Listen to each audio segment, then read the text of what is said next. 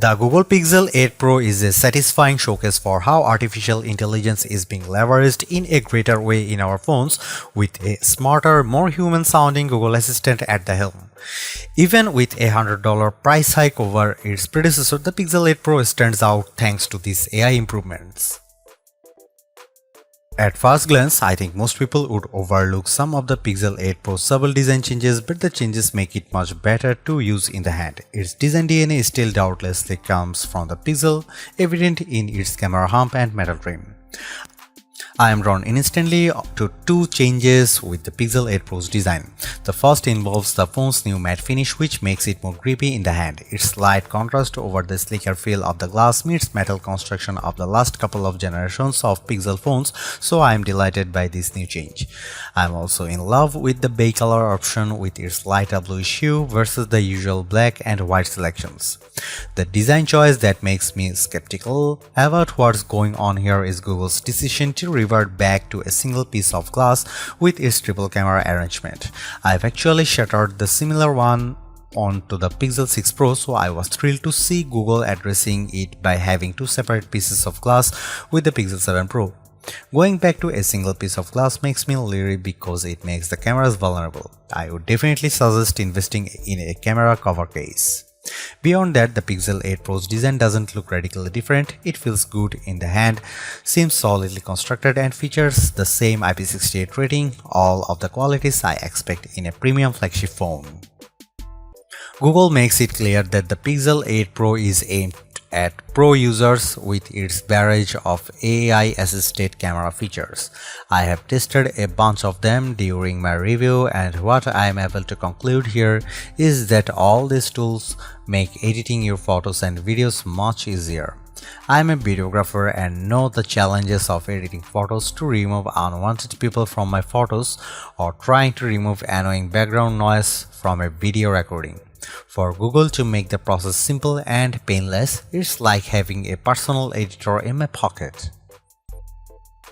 Similar to the Magic Eraser feature, Magic Editor lets you isolate a subject in a photo and move them almost anywhere in the photo seamlessly. With a few simple swipes and selections, I am able to take a photo of myself and resize it to make it seem I was closer to the camera.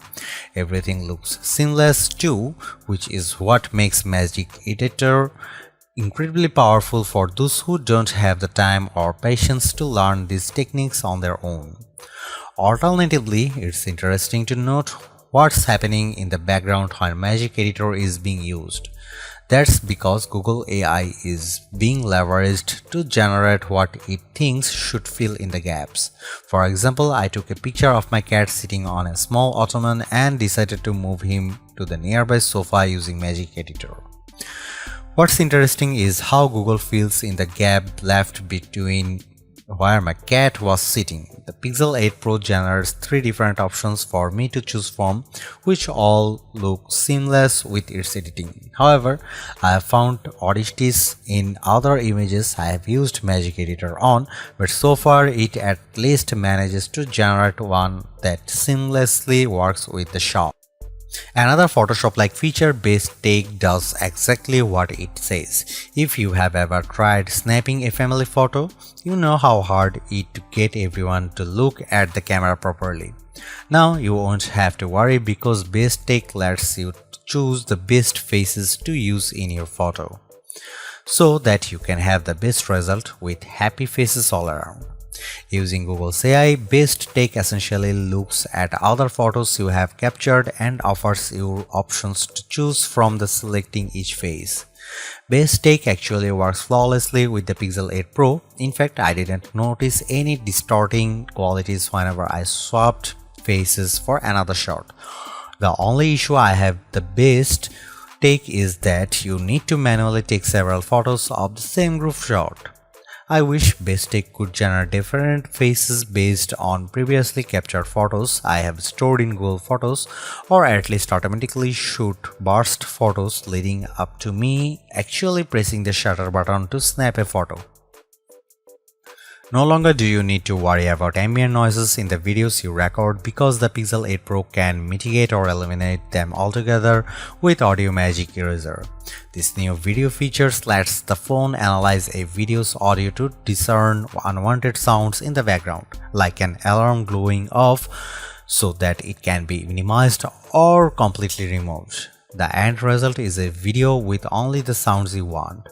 After trying this out on a couple of videos I shot, Audio Magic Eraser proves most effective when there's only one source of background noise. I tried removing the noise and music in the background of a video I was recording in Central Park, but I can hear how the complex sounds in the video makes it more difficult. As a result, the audio isolation tends to distort my narration in the video. I think casual user would find videos tweaked with Audio Magic Eraser acceptable, but I wouldn't use it for any professional work. Video Boost is a feature that will be coming later to the Pixel 8 Pro. It essentially lets user record raw video before uploading it to the cloud for processing. Video Boost offers enhanced color grading and helps to draw out even more details from the video. While it's nice, I am surprised that all of the processing is done in the cloud as opposed to locally with the Tensor G3 chip. Finally, Google brings proper manual controls to the Pixel 8 Pro. I have been clamoring for this for years now, and I actually like how Google makes it suitable for serious users. Now I have greater control with using the camera because I can make changes to common parameters such as the shutter speed, ISO, color temperature, and more. Small details such as focus peaking show how Google's committed to making the Pixel 8 Pro the camera for pro users. It beats having to download a third-party camera app for manual controls, but I really hope that Google can bring these manual controls to video now that photographers can enjoy them. Video recording still tops out at 4K 60fps.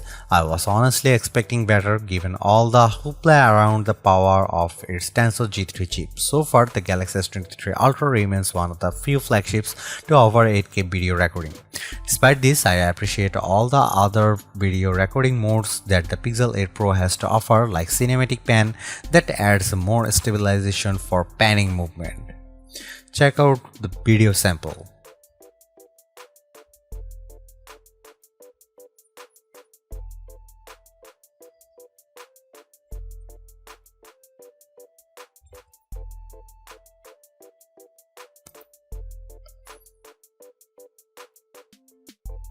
I can't stop focusing on how the Pixel 8 Pro is one of the smartest phones I have ever came across. For once, I can confidently say that it's the assistant I need to make my workflow more efficient and streamlined. All of the AI assisted features in the Pixel 8 Pro reveal how it takes all the complications in our lives and makes them uncomplicated, like how editing photos is a clinch with Magic Editor or how call screen intelligently responds to phone calls. Even better, I am satisfied knowing that the Pixel 8 Pro improves on every aspect over last year's disappointing Pixel 7 Pro. This new Pixel is a far stronger contender in our best phones list, but it's hard to overlook how the competition still beats it in a critical areas such as performance, battery life, and cameras.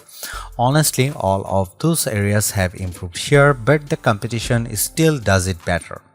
But at the same time, it's impossible to dismiss how the Pixel lineup continues to undercut the competition in price.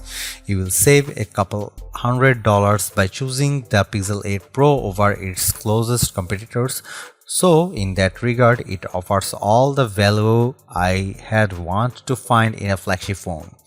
Really, you won't be disappointed by the phone, especially when it's the only phone that I can confidently count on to answer phone calls for me where I can't.